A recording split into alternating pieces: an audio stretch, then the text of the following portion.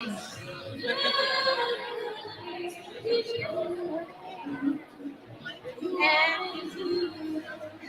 everyone. I'm Lauren Buehner, and I don't think this guest needs any introduction to Raleigh community.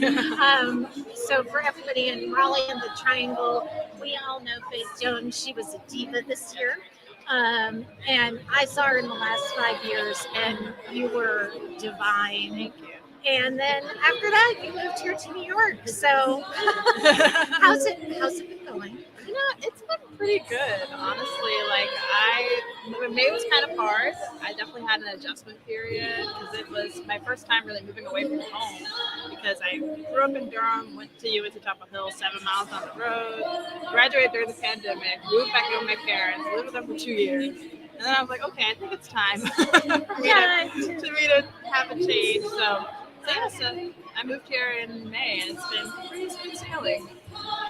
So, how did your Southern roots prepare you for living here? Because I feel like living here is a little crazy, and maybe having that foundation of the South, having that foundation of family keeps you a little grounded. Yeah, absolutely. I mean, I'm super tight with my family. Like, we grew up hearing that family is everything. So that's always been an anchor for me because I can call my parents at any time, FaceTime with them a lot, and so that helps a lot there. And then also, like, growing up in the South, I think, like, even though I would describe myself as an outdoorsy person, I definitely feel like a connection to nature. So, like, if I've ever been feeling overwhelmed, I can zoom out and say, okay, I need to, like, take a walk in Central Park or something. And I'll sit there for a minute and, like, collect my peace, and I feel revitalized. So having that kind of connection to nature, a little bit of the Southern aspect there, and then, like, also embracing everything that the city has to offer, I feel like I've been keeping pretty balanced thanks to that Southern foundation. I kind of feel like we follow each other on social media, and I feel like you kind of moved to New York and found yourself a little bit. I don't know. I love watching your journey. Have you rediscovered a little bit of yourself? I think I have, honestly. I love that you were able to kind of see that on social media. I think, like, even in how I present myself to the world, I've been feeling it. Like, I just feel a lot more confident. I think I needed, like, to get out of my comfort zone back home and just see what I could do in a new place. And I was familiar with New York. My sister lived here for a couple of years, and I lived with her for a couple summers when I was in high school. But something about being in New York right now and, like, being on my own path, like, I have to put myself first, and that's been an amazing way for me to just discover who I really am. And I feel like I'm on that search for that, and it's been amazing. Yeah.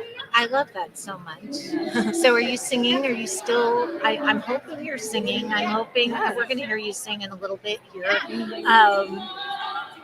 But what has it been artistically for you? It's been amazing just to be here and be around so much art. Like, I've always been a sponge. Like, I think that's why I was so good in community theater in high school when I started at probably Little Theater. I just watched people and, like, soaked up as much as I could. And that was kind of my training. And so I feel like this is, like, my grad level, I guess, of training. Like, just watching people. I've seen some amazing shows.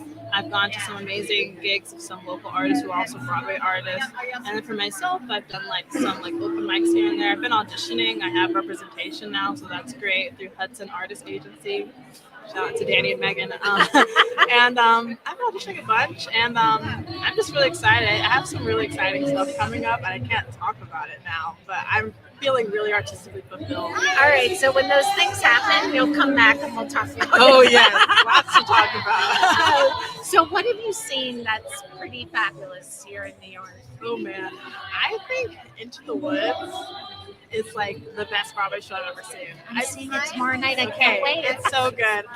To me, it's like neck and neck with that recent revival of The Color Purple, because that was amazing to me as well. But the cast is just incredible, and it's just a great reminder that, like, with storytelling, you don't need a lot. You just need some fun plot and some amazing music, and then amazing actors who can always bring themselves to something and make it fresh and new. Like, I was hooked the whole time. It's a long show. I get really distracted even in the theater, but I was in it the whole time, and I just also have a sentimental attachment to it because it's the first real musical that I ever did when I was in middle school. So to watch it and be here and feel adjacent to the theater community here, and now really a part of it, stuff I have coming up.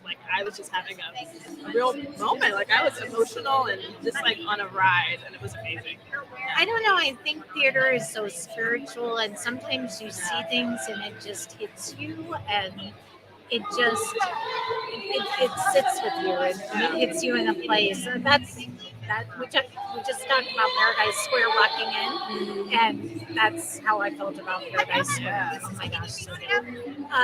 And I'm seeing Into the Woods tomorrow night, and I don't want to say that I'm a Joshua Henry stalker, but I might be because he's incredible. Oh my gosh. I met him recently at the Broadway Versus, and he was incredible.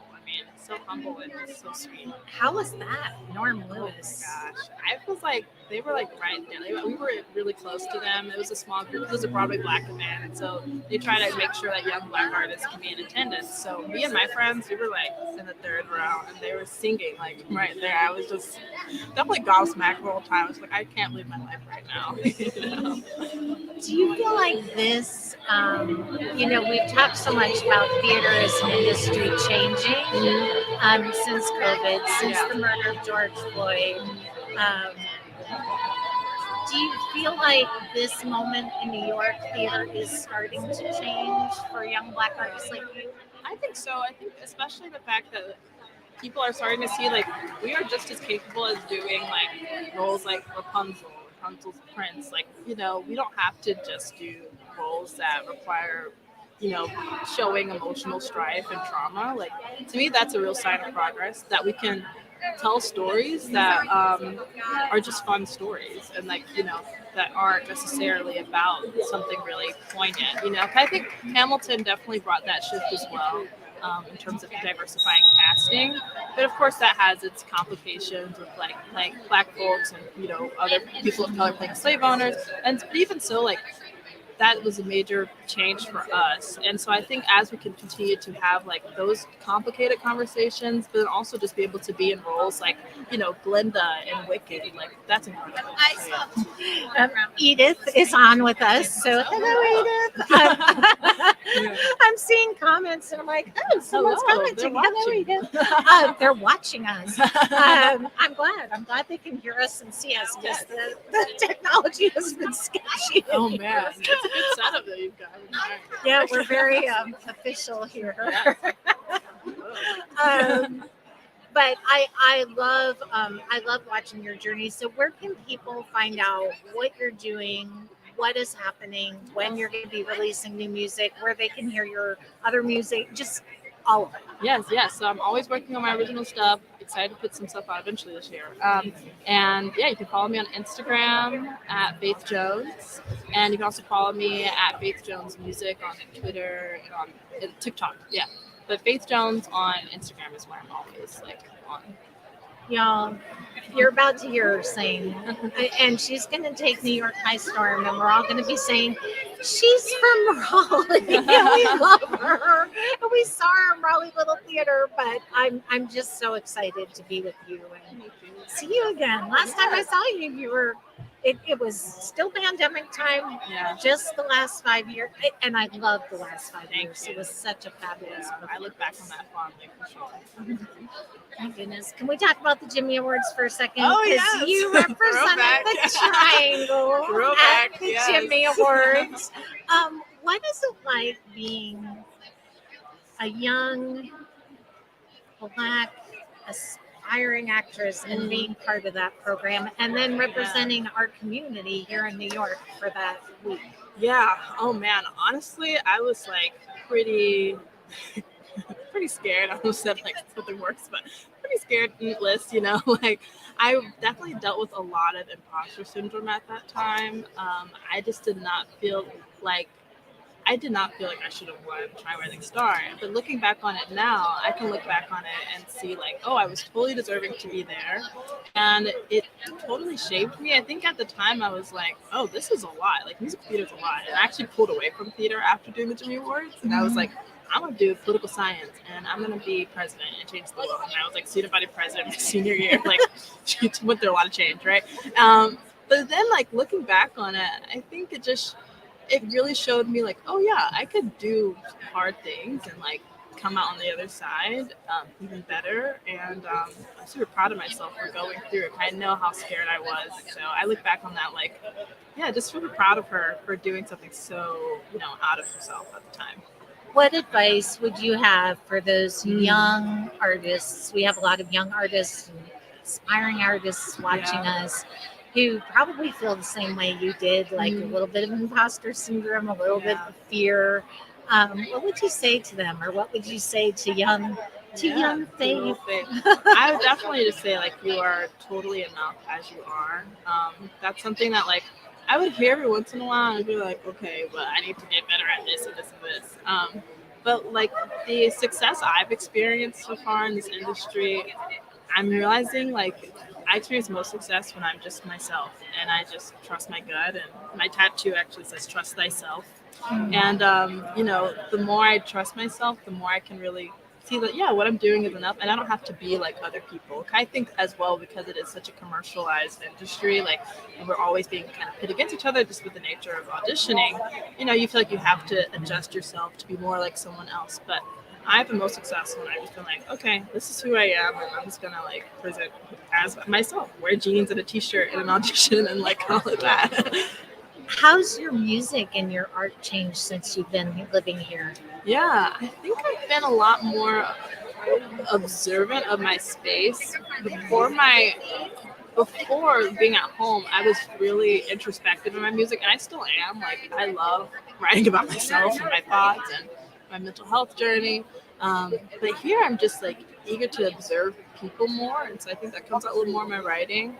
I'm still like in an interesting acoustic moment. Ever since last year, my friend gave me their old guitar, and I've just been playing guitar a little bit. And I got into guitar being up here, so I can like actually invest in myself a little more.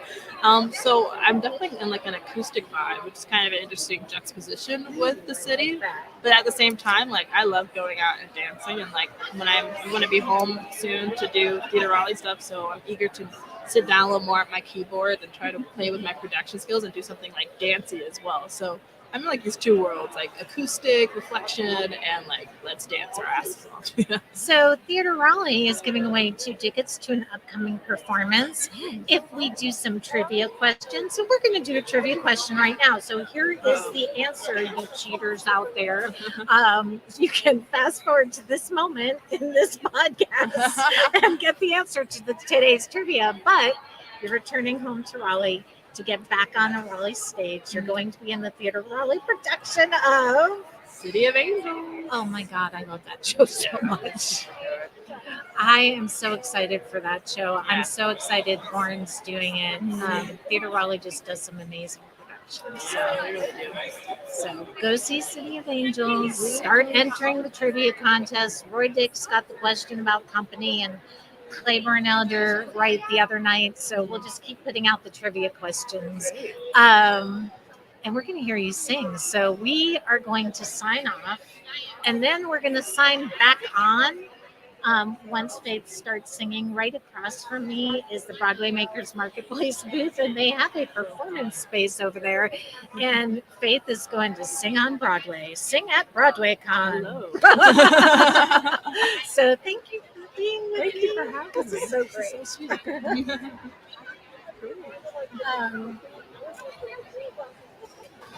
Josh.